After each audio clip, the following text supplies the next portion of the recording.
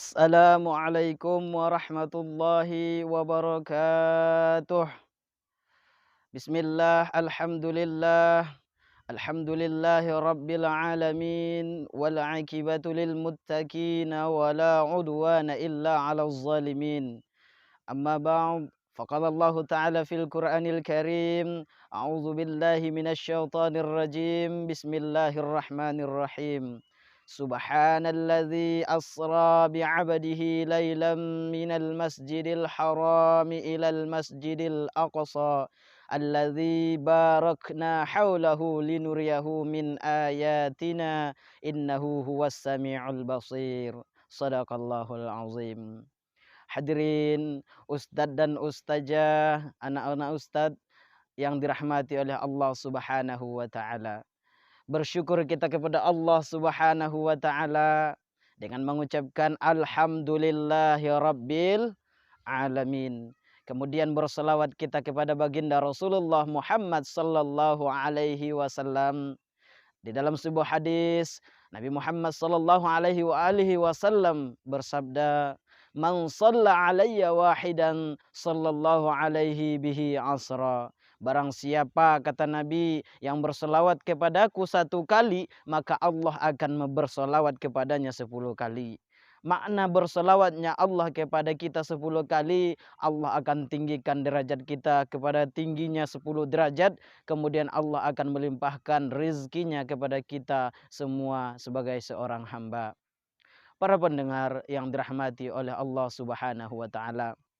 Yuk sejenak anak-anak ustadz semuanya, ustadz dan ustazah, mari kita untuk membacakan selawat. Mudah-mudahan dengan selawat yang kita bacakan nantinya kelak di kemudian hari Rasulullah Nabi Muhammad SAW memberikan syafaatnya kepada kita. Yuk kita berselawat dengan bernyanyi. Salatullah, salamullah ala Toha Rasulillah. Salatullah, salamullah ala Yasin Habibillah. Tawassalna bismillah wa bil hadi rasulillah wa kulli mujahidin lillah bi ahlil ba'd riya Allah. Para pendengar, ustadz dan ustazah, anak-anak ustadz yang insya Allah kita semua dirahmati oleh Allah Subhanahu wa taala.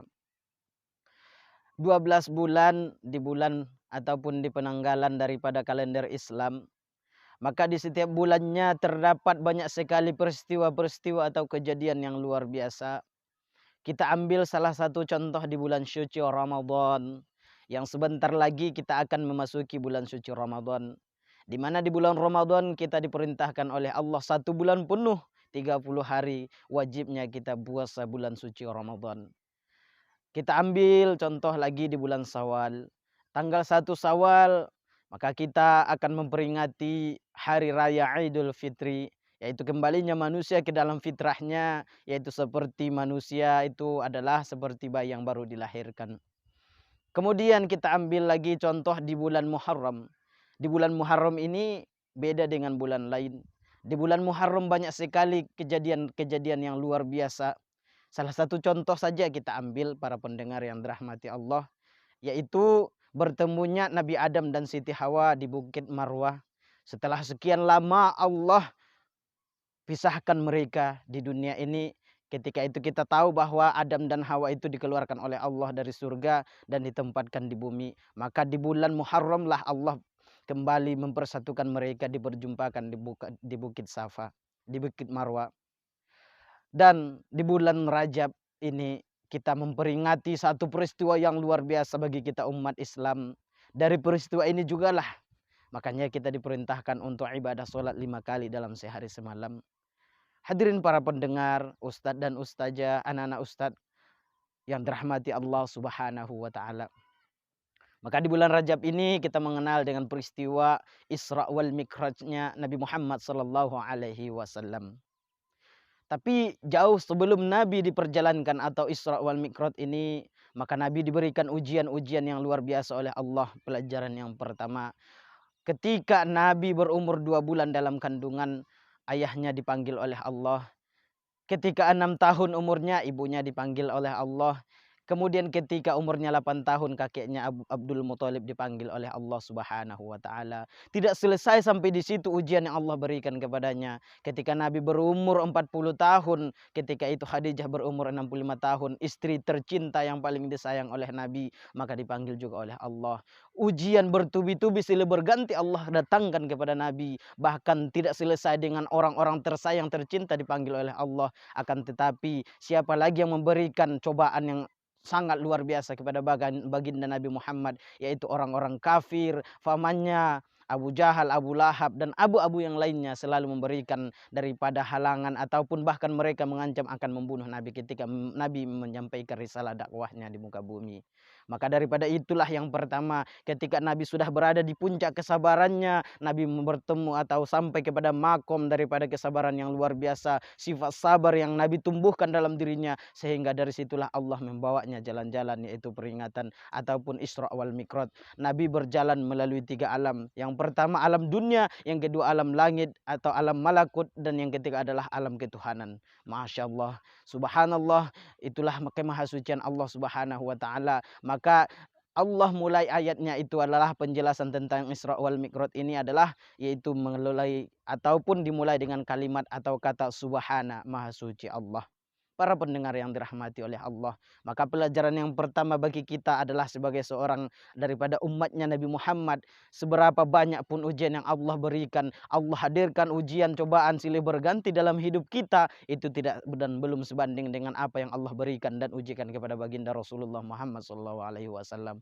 Maka marilah kita jadikan, kita ambil pelajaran bagaimana sabarnya Nabi ketika diuji, ditimpa daripada cobaan yang Allah berikan. Maka sesungguhnya Nabi jadikan sabar sebagai pondasi daripada perjalanan hidupnya. Maka ustadz dan ustazah, anak-anak ustadz sekalian, sabar itu sangatlah sulit dan pahit untuk dikerjakan, maka hadiahnya surga. Kalau sabar itu mudah, mungkin hadiahnya adalah kipas angin, kulkas, bisa jadi es batu ya, lebih dingin kita.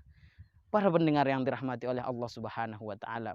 Kemudian pelajaran yang kedua yang kita ambil daripada perjalanan Isra wal Mi'rajnya Nabi adalah yaitu Nabi itu dibersihkan hatinya sebelum berangkat ke langit yang ketujuh dan Sidratul Muntaha bertemu dengan Allah. Kenapa harus dibersihkan? Bukankah Nabi itu adalah maksum, terlepas dari dosa? Iya betul, akan tetapi harus dibersihkan karena Nabi tidak merasa yakin dia harus berjumpa dengan Allah Subhanahu wa taala. Maka daripada itu dibelah dadanya, dibersihkan dengan air Zam-Zam oleh malaikat Jibril dan ditempatkan di bejana emas yang dibawa dari surga.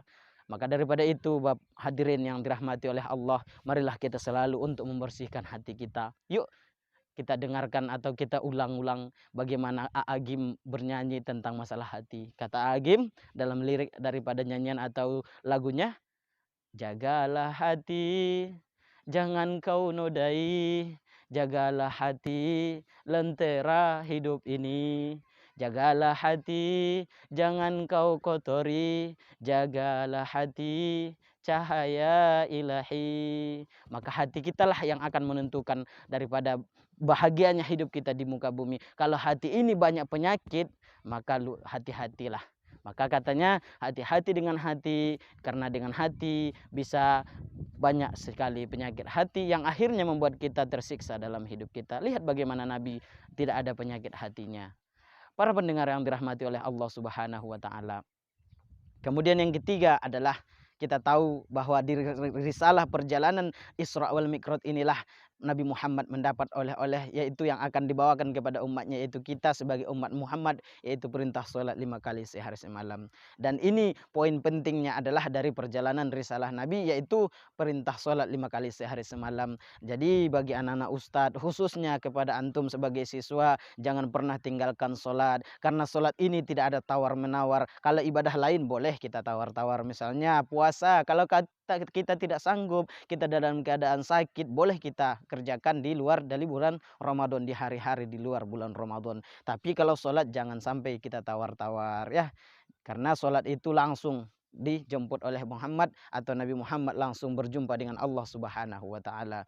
Jadi sebagai hamba jangan sampai kita menawar-nawar, suka menunda-nunda sholat. Kenapa? Karena di dalam sebuah hadis Nabi bersabda, "Awwalu yaumal qiyamati min ummati sholatuhu." Yang pertama akan dihisap pada hari kiamat dari umatku adalah sholatnya. Kalau sholatnya sudah baik, maka insya Allah ibadah lain juga akan baik. Akan tetapi kalau sholatnya sudah rusak, dan tentu sholatnya akan juga tidak baik dengan ibadah-ibadah yang lainnya.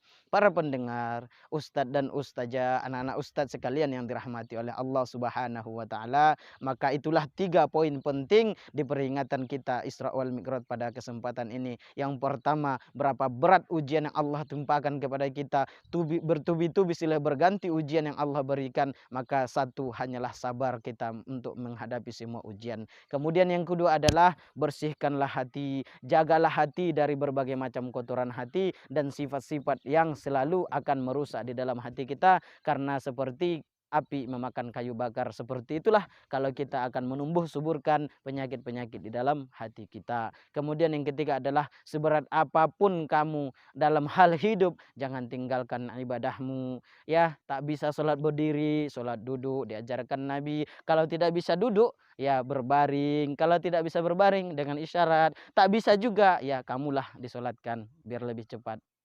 Ma'asyiral muslimin, para pendengar yang dirahmati Allah Subhanahu wa taala. Demikian apa yang bisa Ustaz sampaikan dalam ceramah ini. Mudah-mudahan banyak ilmu, banyak manfaat dalam peringatan kita, peringatan Isra wal Mi'raj kita pada kesempatan ini. Mudah-mudahan bermanfaat khususnya bagi Ustadz yang menyampaikan dan kepada kita semua pada umumnya.